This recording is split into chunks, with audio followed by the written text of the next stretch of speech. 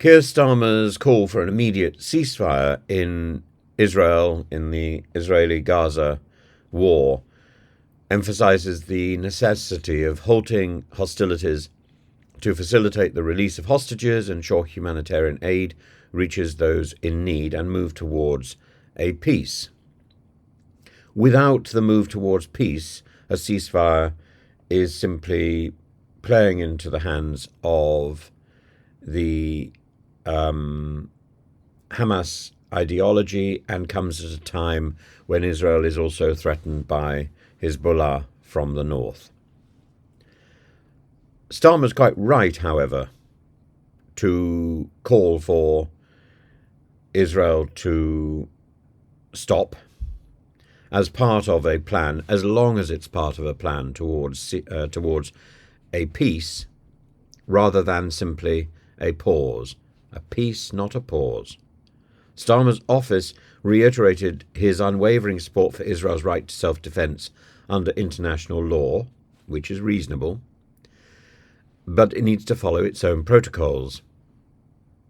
And his comments came during a meeting with Israel's President Isaac Herzog in Paris, where he underscored the urgent need for a ceasefire without implying moral equivalence between Israel and Hamas.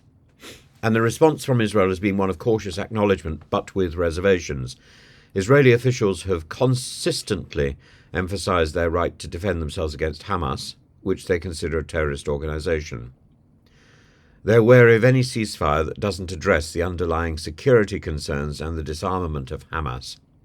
In parallel, the situation in Israel's north remains tense, with incidents such as the downing of a drone from Lebanon and ongoing retaliatory threats following Hezbollah's deadly attack in Majd al-Shams, highlighting the complex security involvement of the Israeli forces and the environment that is quickly becoming volatile, dangerous, and active.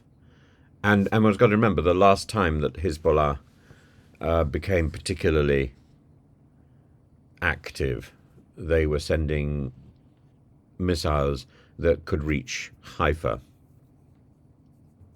In the Arab press, reactions to Starmer's call for a ceasefire has been mixed.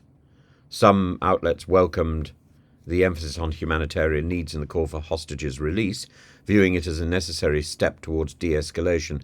However, there's also criticism that such calls do not adequately address the broader context of Palestinian suffering and high civilian deaths, the toll in Gaza. The significant number of Palestinian casualties, which local health authorities report as exceeding 39,000, has amplified calls in the Arab world for a more robust international intervention and a balanced approach to the conflict. In summary, therefore, while Starmer's call for an immediate ceasefire aims to address urgent humanitarian needs and the hostages' release, the response highlights the complex and often divergent perspectives within Israel and the broader Arab world. The ongoing conflict, marked by significant loss of life and heightened tensions, underscores the difficulty of achieving a consensus on the path to peace.